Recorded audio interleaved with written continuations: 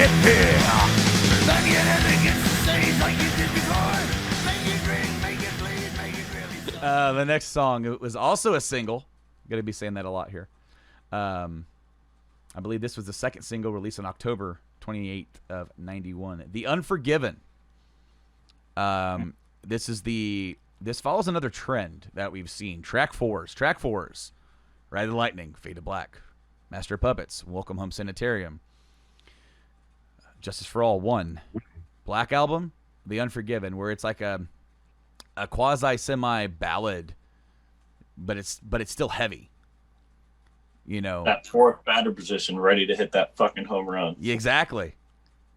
I didn't put that together. That all the fourth tracks were. Well, that can't be a coincidence, you know. Well, also, Ride the Lightning, Master of Puppets, Justice, a second track, all title tracks. Title tracks, yep. And then Saint Anger would bring that back in when they would do Saint Anger and for title track. I want to say that Austin just said something without even meaning to that just jogged my memory. I heard the best comparison to Metallica songs, and it came from the weirdest spot, and it is that Metallica, musically speaking, is like an amazing baseball player. You're not always going to hit a home run. You're not always going to have a grand slam, but sometimes the bunts count. Sometimes striking out when the team needs you to counts.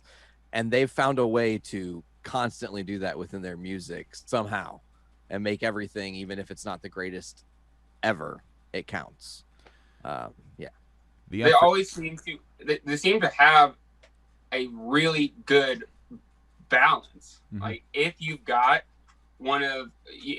a forgettable track, you've got another one right there that is really fucking awesome.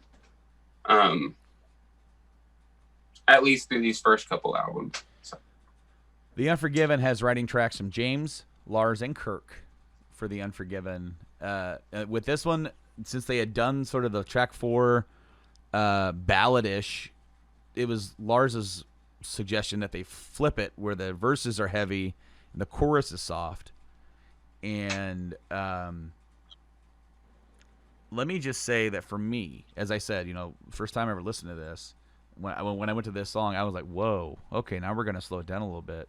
And then the intro with that inverted Clint Eastwood horn, which was lifted from one of the movies, which I'm not going to say. That is not, man, Metallica does that a lot. They lift stuff, and they don't ever say where it's from. But the horn into the nice acoustic guitar, and as soon as you're like, it has a cool opening, and then it just hits you in with the verse riff with that crunch, and like, okay, we're still heavy, all right, man.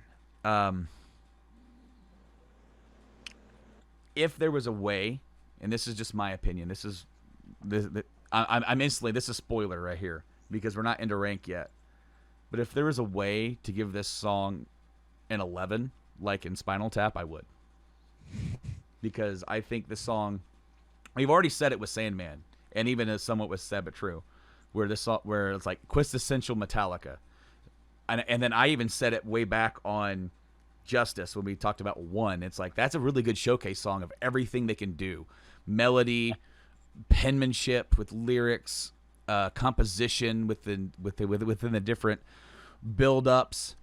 This song is melodic, heavy, thematic within lyrical content, heavy within the vocals, soft and tender within the vocals. It's a song that gives you everything on a silver platter.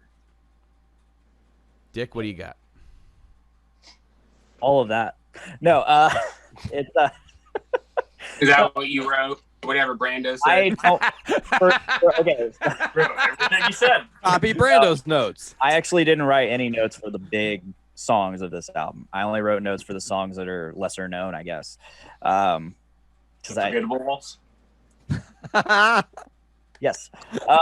No. So Brandon said it. It's the fucking jam. I love the dynamics of the reverse dynamics of the song, if you will. How you got the heavy verses, and then it goes into that smooth, soft chorus, and it's and then the solo. Oh. Yes. Nick? Agreed. So it's one of my favorite intros. The guitars at the beginning are just amazing. The way it comes in. The interlude to the solo, I fucking love it. And then the solo itself is amazing. I wrote that it's the standout solo of the album. It makes you feel the feels, and it's a solo that that fits the song perfectly.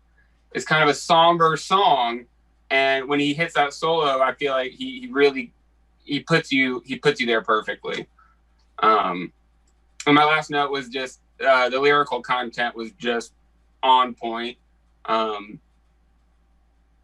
I love the way he writes, and I feel like he did a lot of really good writing lyrically on this album. This song is kind of about James growing up in early on in his life, about being kind of raised in a Christian Science home and having that doctrine kind of like, you know, face your way forward. And so like they're pretty much trying to guide him in a certain direction. And this, all the Unforgivens that he's written, very deeply personal to him. Something that he was going through. You know, in this one he's writing about how he can never forgive his parents maybe for that because he was so blind. You know, and then we'll talk about the other ones as we go along. But like, you know, while he's a great lyric, you know, a good lyricist, and he has so many great ones. And then of course as time would go, he would also open up those walls even more. Yeah, going into Load, which is why that album, the lyrics weren't really printed in the art book because he felt like they were a little too personal, and he wanted the art to speak for itself. He wanted you to listen to what he had to say instead of just read it. But Nate, what do you got? Okay, so for the Unforgiven, you guys have touched on a lot of what my notes say, talking about the amazing acoustic intro that kills every time. Something that isn't said, the bass really fills the intro in nicely. If you're really, again, tuned in on the headphones and whatever listening device, whether it be a Zune or not, you know, like that bass really fills it in and gets you. Nick nailed it with themes being ultra relatable, and like you can just feel the pain he's feeling as he's singing about it.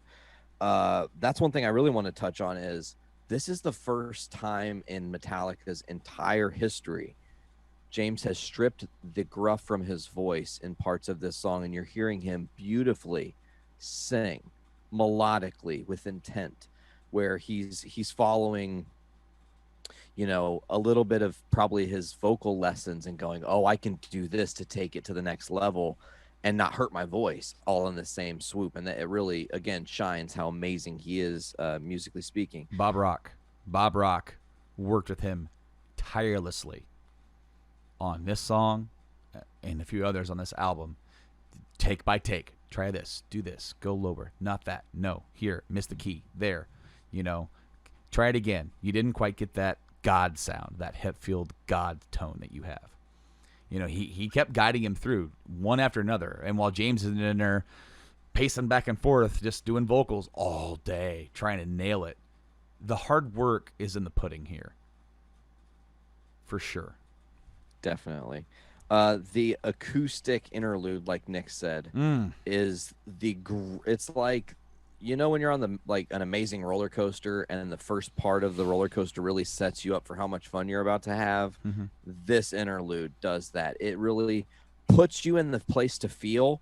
And then when that non-acoustic, very abrasive, heavy sliding guitar intro hits you, if as a human person, and especially with how crazy people and everything that's been going on in the world right now has been, like, that main solo can just make you cry in an instant if you're just in the right headspace and take you fully into a different realm. That music, you know, really, it's special when it does that, when it can move you to an actual emotion. It's so much bigger than just like, oh, I know the lyrics and I can sing along. It makes me feel nice. Like I'm feeling something more than just what the lyrics do for me or whatever.